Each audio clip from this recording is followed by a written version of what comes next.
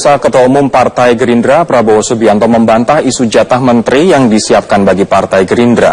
Prabowo memastikan Gerindra akan tetap berada di luar dari pemerintahan Jokowi JK.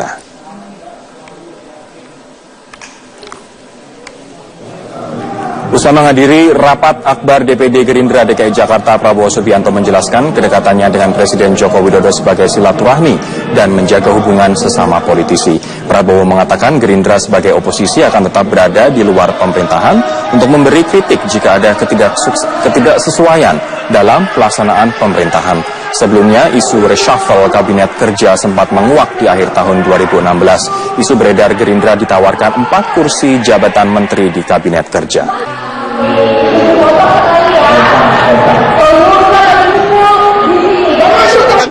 Kalau semua masuk pemerintah nanti yang kritisi siapa? Yang mengawasi kan? Jadi check and balance ya. Kalau demokrasi itu harus ada yang eksekutif, harus ada legislatif untuk. Jadi kita kerjasama yang baik lah. Beliau tahu kalau saya selalu mengutamakan kepentingan nasional dan saya yakin beliau juga patriot yang ingin bekerja untuk rakyat. Itu jadi sudahlah, itu nggak perlu kalian spekulasi, jangan ya hoax lagi. Berarti oposisi dijanjiin 4 kursi, 8 kursi gitu kan. 16 rumah di kawasan Duren. Pasangan calon gubernur dan wakil gubernur DKI Jakarta nomor urut 3, Anies Baswedan Sandiaga Uno menggelar kampanye terbuka hari ini di JI Expo Jakarta. Kita akan bergabung dengan Kezia Netania dan juru kamera Edward Agus Rao yang ada di lokasi kampanye. Kezia, apa saja rangkaian acara yang akan digelar dalam kampanye Anies Sandi kali ini? Selamat siang Elisa, memang benar sekali hari ini akan dilangsungkan kampanye atau sosialisasi dari Partai Gerindra sekaligus kampanye untuk kedua calon wakil gubernur dan gubernur yang akan diusung oleh Partai Gerindra yaitu Anies Baswedan juga Sandiaga Uno. Jadi saat ini acara memang belum dimulai, acara baru akan dimulai sekitar pukul 2 siang nanti dan saat ini seperti yang mungkin terlihat di belakang saya sedang dilakukan sejumlah gladi bersih untuk acara yang nanti akan dimulai pukul 2. Selain itu juga saat ini kader yang diundang ini sudah mulai berdatangan, akan tetapi memang masih menunggu di lobi. Jadi hari ini akan dilakukan sosialisasi juga kampanye terhadap lebih kurang 10.000 kader DPD Partai Gerindra dari DKI Jakarta di Hall D JI Expo Kemayoran. Dan untuk rangkaian acara sendiri nantinya memang ini akan diisi oleh sejumlah artis juga yang paling pasti di sini nanti akan ada pidato sambutan dari gubernur dan calon wakil gubernur Anies Baswedan serta Sandiaga Uno yang akan disampaikan di atas panggung yang ada di belakang saya ini. Memang acara hari ini terkait dengan bagaimana strategi pemenangan terus lalu disosialisasikan bagaimana program visi misi dari kedua calon gubernur dan wakil gubernur yang diusung oleh Partai Gerindra dan Partai PKS. Selain itu juga hari ini dijadwalkan akan hadir Ketua Umum dari Partai Gerindra yaitu Prabowo Subianto yang nanti rencananya akan memberikan pidato pengarahan kepada 10.000 kader dari Partai Gerindra ini. Elisa? Ya, Kezia, apa ada pesan khusus yang disampaikan Ketua Umum Partai Gerindra di kampanye ini, Kezia? Ya, Elisa, benar sekali bahwa nanti Prabowo memang akan datang dan memberikan sambutan, akan tetapi memang belum berlangsung. Namun untuk mengetahui sedikit bocoran terkait apa yang akan disampaikan, sudah ada bersama saya Ketua Panitia dari acara rapat kader ini, yaitu Bapak M. Syarif. Selamat siang, Pak. Selamat siang, Assalamualaikum. Boleh dijelaskan, Pak, ini acara hari ini seputar seperti apa sih, Pak? Ya, acara ini adalah gelaran internal partai yang memang sudah lama kita gagas untuk menghadirkan, mengkonsolidasi semua kekuatan unsur-unsur partai seperti kader, kemudian sayap-sayap partai kita kumpulkan di sini dalam rangka mendengarkan arahan dan pidato Pak Prabowo Subianto bagaimana memenangkan untuk Pilkada 2017 ini. Dan dalam pidato tersebut apa saja poin yang akan disampaikan nih, Pak, kalau boleh kita tahu? Iya, Pak Prabowo sudah memesan jauh-jauh hari bahwa semua kekuatan partai, bahkan DPR RI, seluruh anggota DPR RI dan DPRD harus turun langsung. Dan kemarin Pak Prabowo sudah memulai di akuarium ya, di bekas gusuran itu. Dan kali ini ingin menekankan kembali supaya seluruh kader itu bersama-sama bahu-membahu memenangkan pada tanggal 15 Februari. Untuk kader nomor 3 ini ya Pak. Nah, kalau begitu terkait dengan kader nomor 3 ini sejauh ini kan tinggal 1 bulan lagi Pak menjelang Pilgub. Seperti apa sih Pak kampanye-kampanye yang akan dikerahkan untuk pemenangan dan mendapatkan suara dari masyarakat Jakarta? Ya, Bapak Prabowo akan turun langsung. Itu strategi kita. Karena memang kekuatan Pak Prabowo kan idolanya banyak ya. Hampir 2,5 juta di DKI itu pada waktu Pilpres, dan ditambah dengan PKS dan swing voter tentu ya. Pak Prabowo akan menyentuh swing voter bagaimana membangkitkan kepedulian terhadap Jakarta. Waktu awal-awal beberapa bulan yang lalu mungkin ini saya dengar Pak ada kampanye tertutup seperti ini dan ada belusukan. Ini menjelang 1 bulan ini apakah akan dikerahkan yang lebih seperti ini atau tetap seluruhnya belusukan aja Pak? Ya, saya ingin sampaikan bahwa tanggal 29 kita akan main serentak di seluruh 5 wilayah. Relawan ya, kemudian sayap-sayap Gerindra dan sayap-sayap PKS 5 lokasi turun, sekitar 3 sampai 5.000 kader di 5 wilayah kota. Jadi itu yang akan dilakukan untuk strategi pemenangan ke depannya. Oke, terima kasih Pak Syarif. Debat kandidat pemilihan gubernur DKI Jakarta akan digelar pada tanggal 13 Januari mendatang di Hotel Borobudur, Jakarta. Debat akan bertema pembangunan demokrasi dan pemerintah yang efektif. Ketua KPU DKI Sumarno mengungkapkan 3 isu yang akan diangkat dalam debat Cagup-Cawagup DKI 2017, ialah masalah birokrasi, pendidikan, dan transportasi di Jakarta. Tema pada debat pertama adalah pembangunan demokrasi dan pemerintah yang efektif. Ketiga pasangan calon gubernur dan wakil gubernur wajib mengikuti debat kandidat yang digelar oleh KPU DKI. Debat ini bertujuan sebagai informasi bagi masyarakat terkait dengan berbagai program dan kapabilitas yang dimiliki masing-masing kandidat.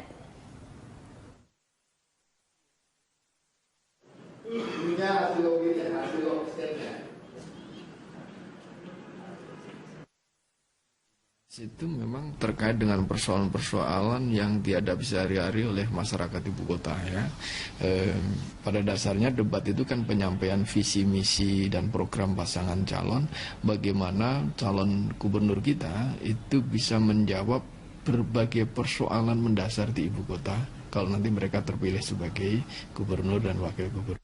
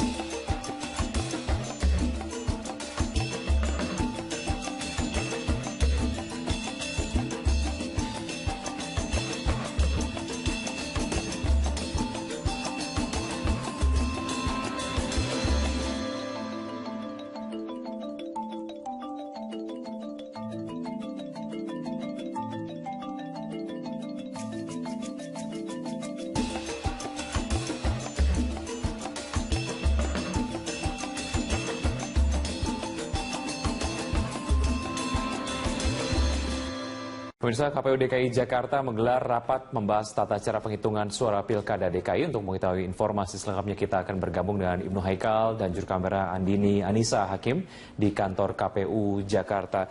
Ya, Haikal, apa yang menjadi prioritas KPU DKI dalam tata cara penghitungan suara yang disampaikan hari ini? Prioritas ada 3 wiki. Yang pertama adalah penghitungan dari Pilkada DKI nanti akan difokuskan dengan menggunakan teknologi secara online. Artinya setelah dilakukan penghitungan suara, nanti seluruh panitia ad hoc akan langsung menginput data dari masing-masing bilik suara ke website terpusat oleh KPU. Jadi nantinya dalam waktu cepat seluruh hasil pemilihan di setiap wilayah kecamatan dan juga RT RW dapat langsung terekapitulasi secara online oleh pihak KPU DKI Jakarta. Lalu yang kedua juga Wiki dinyatakan bahwa nantinya prioritas utamanya adalah melaksanakan penghitungan secara independen. Artinya nanti setiap panitia ad hoc yang terpilih ini harus terbebas dari afiliasi partai politik ataupun dari tim sukses ketiga cagup dan cawagup, sehingga nantinya hasil diharapkan dapat seindependen dan juga seobjektif mungkin sesuai dengan hasil yang sebenar-benarnya. Dan yang ketiga itu Wiki, nanti juga yang diutamakan dan diprioritaskan adalah penghitungan suara secara cepat, artinya distribusi dari surat suara yang telah dihitung dan juga hasil rekapitulasinya akan langsung diserahkan ke sentral pusat KPU DKI Jakarta dalam waktu yang sesingkat-singkatnya, sehingga nantinya ini untuk menghindari terjadinya permainan kertas suara ataupun pemalsuan hasil perhitungan suara, sehingga ketiga prioritas ini diharapkan dapat dijalankan secara maksimal oleh para panitia ad hoc ataupun KPU dari setiap daerah-daerah di kabupaten dan kota di DKI Jakarta, sehingga nantinya hasil pemilu DKI Jakarta pada kelanjutannya adalah hasil yang sebenar-benarnya dan tanpa rekayasa. Memang pada hari ini dari KPU DKI Jakarta Barat sendiri tengah menyelenggarakan sosialisasi kepada para anggotanya untuk bagaimana tata cara penggunaan dari software rekapitulasi penghitungan suara di KPU sendiri. Nantinya para masyarakat dan juga orang-orang yang terpilih mengikuti sosialisasi yang sedang berlangsung ini nanti akan kembali mengajarkan kepada para panitia ad hoc dan juga KPU di setiap daerah untuk nanti rekapitulasi atau menginput data hasil rekapitulasi ke website yang sudah disediakan oleh Pemprov DKI Jakarta, KPU Pemprov DKI Jakarta, sehingga nantinya hasilnya dapat dilihat secara online dengan cepat dan juga tepat dan sesuai hasil yang objektif yang ada di lapangan. Wiki Adrian. Langkah antisipasi akan dilakukan oleh KPU DKI Jakarta jika kemudian ada upaya yang mungkin mencurangi pemilu nanti ataupun pilkada nanti.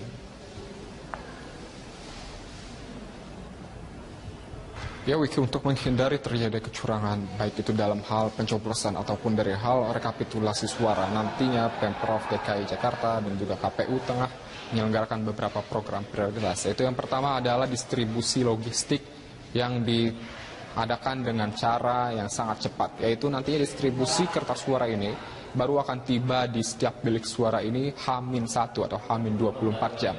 Ini untuk menghindari kemungkinan terjadinya permainan kertas suara oleh oknum-oknum yang tidak bertanggung jawab. Sehingga dipastikan nanti pada malam H-1 seluruh mobil-mobil pengangkut kertas suara akan langsung jalan dan mendistribusikan kertas suara dan juga paku dan bilik dan hal-hal yang dibutuhkan lainnya ke bilik suara masing-masing di setiap daerah, dan nanti langsung akan diamankan dan tersegel secara rapat, dan nanti pembukaan segel akan disaksikan oleh masyarakat. Semua SOP-nya sudah diatur sehingga ini nanti dipastikan bahwa tidak ada satupun kertas suara yang sudah dicoblos sebelum dibuka oleh para pemilih yang sah. Selain itu juga dipastikan bahwa tempat percetakan suara, kertas suaranya ini sendiri diawasi secara ketat 24 jam selama pengawasan, selama proses pencetakan kertas-kertas suara tersebut, sehingga nanti dipastikan bahwa pihak percetakan ini adalah pihak percetakan yang dapat mempertanggungjawabkan produksinya dan juga independen dan menghindari adanya permainan oknum yang ingin merusak objektivitas dan juga keabsahan dari pilkada DKI sendiri. Selain distribusi kertas suara, Wiki juga nanti KPU DKI mengundang beberapa lembaga swadaya masyarakat dan juga NGO untuk mengawasi proses pencoblosan hingga penghitungan dan rekapitulasi pusat selama masa pemilu nanti. Nantinya LSM dan NGO ini adalah orang-orang yang di luar pemerintah. Ini bisa berupa organisasi swasta ataupun komunitas di masyarakat yang ikut diundang oleh KPU, ikut duduk dan mendapatkan kursi ketika menjadi saksi penghitungan hasil penghitungan suara di setiap RT dan juga RW, sehingga diharapkan dengan adanya orang dari luar ini, hasil penghitungan dapat independen, objektif, dan juga menghindari permainan-permainan dari oknum-oknum yang tidak bertanggung jawab. Itulah yang dapat kami laporkan. Wiki Andrian, kembali ke Anda. Ya, terima kasih Ibnu Haikal yang sudah melaporkan dari kantor KPU DKI Jakarta.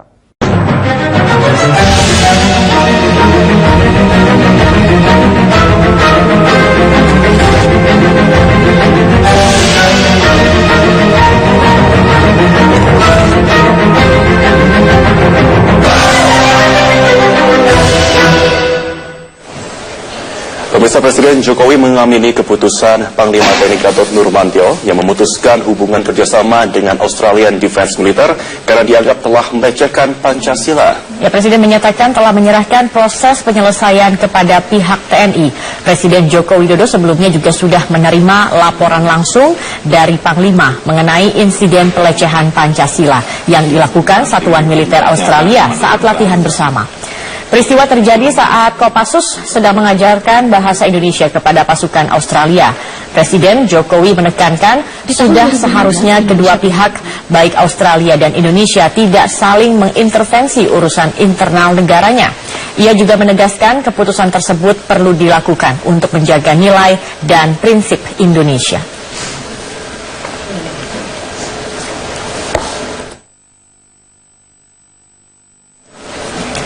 Hubungan militer Indonesia dan Australia retak gara-gara anggota Australian Defence Force atau ADF diduga melecehkan Pancasila.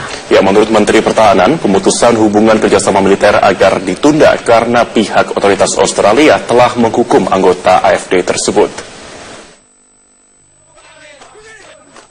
Ulah anggota Australia Defence Force yang diduga melecehkan Pancasila membuat hubungan militer Indonesia-Australia terganggu.